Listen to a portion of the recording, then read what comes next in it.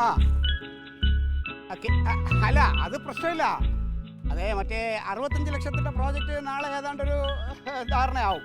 ആ ആ ആ ഞാൻ വിളിച്ചോളാം. ആ മറ്റേ 65 ലക്ഷം നടക്കുമല്ലോ. ശരി ശരി ശരി ഓക്കെ. അവിടെ നിങ്ങളാ? അതെ സുഹൃത്തെ, നിങ്ങളിപ്പോഴത്തെ നിലവിലെ മെമ്പർ, ഞാനൊരു എക്സ് മെമ്പർ, നമ്മൾ പരസ്പരം സംസാരിക്കുമ്പോൾ കുറച്ച് ബഹുമാനമൊക്കെ ആവാം. ഈ ഇടയപോടെ എന്നുള്ള വിളിയൊക്കെ ഒന്ന് ഒഴിവാക്കിയാൽ നല്ലതായിരിക്കും. നീ കുറേ ദിവസം കൊണ്ട് പറയണല്ലോ അളിയാ, നീ ഇവിടുത്തെ എക്സ് മെമ്പർന്ന്. നീ എപ്പോഴാണ് മെമ്പർ ആയത്? ഞാൻ മെമ്പർ ആയിരുന്നപ്പോൾ താങ്കൾ ജനിച്ചിട്ടില്ല. ആ ഓ അങ്ങനെ, ആ അത് മനസ്സിലായി. നീ ആ സുരേന്ദ്രൻ മുതലാളി പൈസ വല്ലതും കൊടുക്കാണ്ട? സുരേന്ദ്രൻ മുതലാളി? ഏത് സുരേന്ദ്രൻ മുതലാളി? നിനക്ക് എത്ര സുരേന്ദ്രൻ മുതലാളി അറിയാം അവിടെ? പറ. എനിക്ക് സുരേന്ദ്രൻ മുതലാളി ഒന്നും അത്ര വലിയ പരിചയമില്ല. ഇല്ല, പൈസ വാങ്ങിച്ചപ്പോഴൊന്നും അറിഞ്ഞൂടാ. ആ സുരേന്ദ്രൻ, ഞാൻ അയാളെ മുതലാളി ഒന്നും വിളിക്കാറില്ല, സുരേന്ദ്രൻ. അത് പറ. ഇവിടെ ഞാനും സുരേന്ദ്രനുമായിട്ട് പല കൊടുക്കൽ വാങ്ങലുകളൊക്കെ ഉണ്ട്. അത് ഞങ്ങൾ കുറെ വർഷമായിട്ടുള്ളതല്ലേ. എന്താ ഇപ്പോ?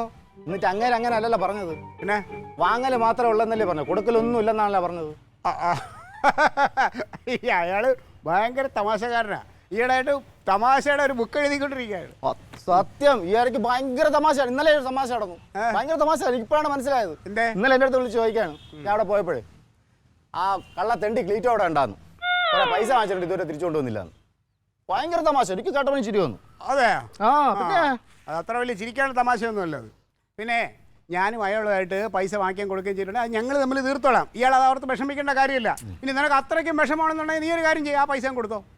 അതാണ് അത്രേ ഉള്ളൂ. അതാണ്. പിന്നെ നീ കണ്ടിടത്തൊക്കെ തെണ്ടി നടന്ന് പൈസ വാങ്ങിക്കും, ഞാൻ തിരിച്ചു കൊടുക്കണം.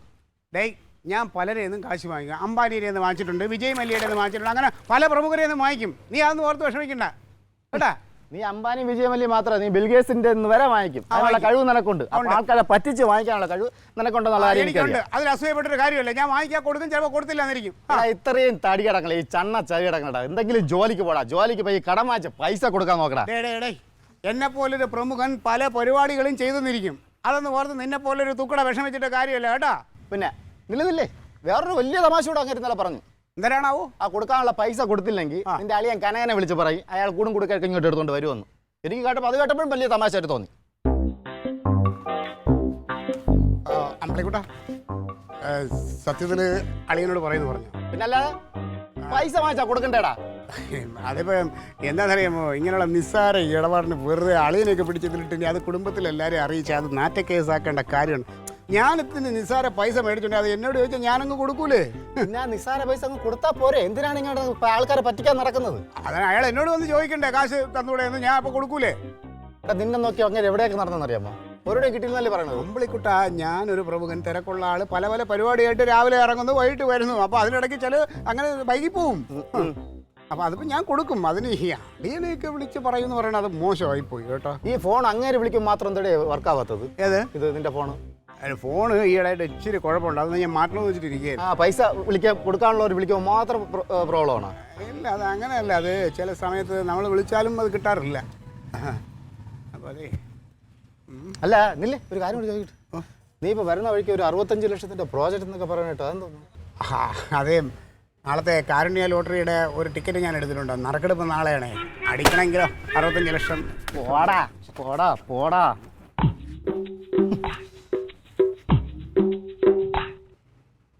എന്തായി കഷ്ടം.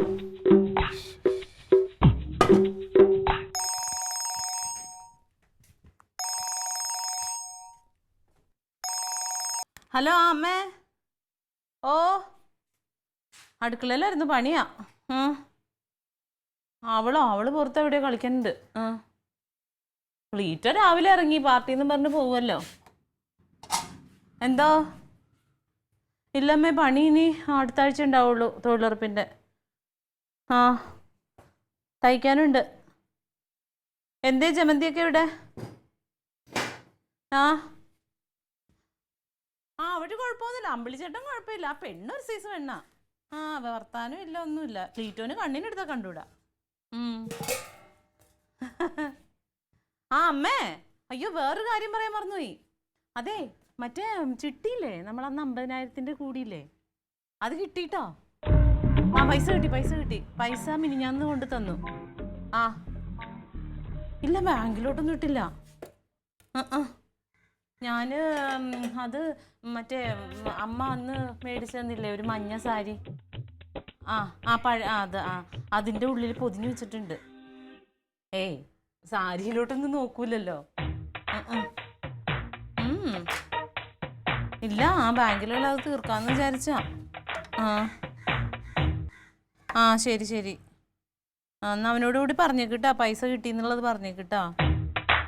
അമ്മ ഞാൻ വിളിക്കാമേ, ഞാനേ അടുക്കളയിൽ. അമ്മ അമ്മയായിരുന്നോ? അളിയനല്ലേ? എന്തായി പോയിട്ട് വേഗം പോന്നേ? ഒന്നുമില്ല, ചോറെടുക്കട്ടെ ക്ലീറ്റ? വേണ്ട. വേണ്ടേ? ചോറെടുക്കട്ടെ? ചോറ് വേണം. അവന് വേണ്ടാന്ന് പറഞ്ഞെന്താ? ഞാൻ പറഞ്ഞില്ലല്ലോ, നിനക്ക് തോന്നിയതായിരിക്കും. അന്തക്കേടായിട്ട് നിങ്ങളെന്താ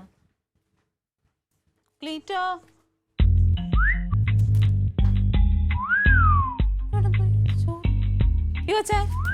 ഡാഡി എവിടെ? ഡാഡി ഞാനേ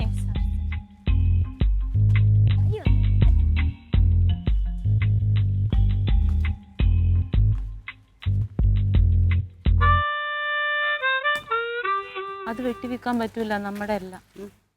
മാവേ, മാവ് നമ്മുടെ അല്ലാന്ന് പറയുന്നു. മാവ് എന്തീ ഇവിടെ ചോറെടുത്ത് വെച്ചേക്കണ? അവിടെ ചോറ് കഴിച്ചില്ല, കഴിക്കാം. സത്യത്തിൽ എന്താ പറ്റിയിട്ടാ? ഞാനേ ഇന്നലെ ഇങ്ങോട്ട് വാ, അങ്ങോട്ട് ചോറ്. അതല്ലടി, കോമളനെ ഇന്ന് പാർട്ടി ഓഫീസിൽ വെച്ച് കണ്ടപ്പോ. കോമളൻ ജീവിച്ചിരിപ്പുണ്ടോ? കോമളനുണ്ട്. അവന് കുറെ തിരക്കായിട്ട് കിടന്നു.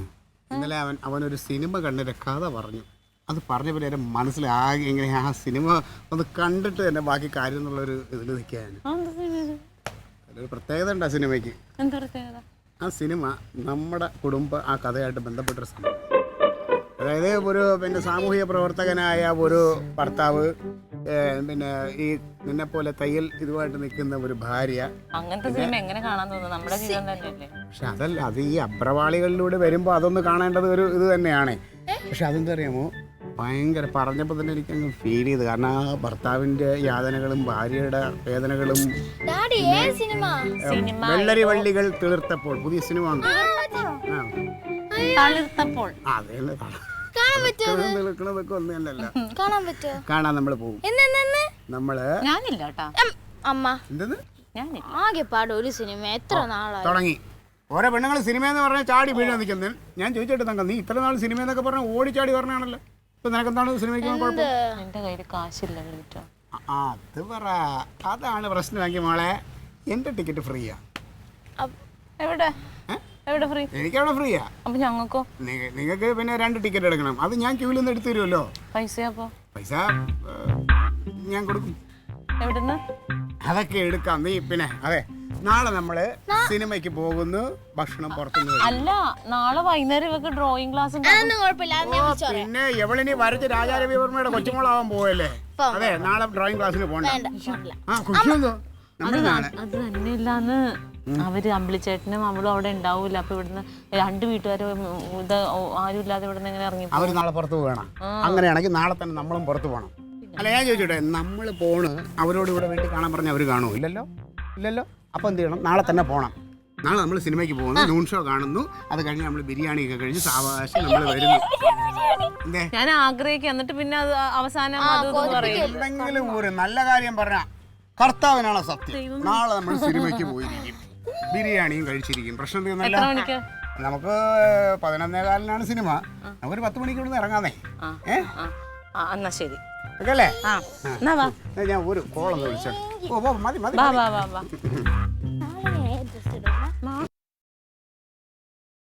നടരാജ, നീ എവിടെ ഉണ്ട്? എനിക്ക് അത്യാവശ്യമായിട്ട് നിന്നൊന്ന് കാണണം. കാര്യമുണ്ട്, ഞാൻ വന്നിട്ട് പറയാം. എവിടെ ഉണ്ട്?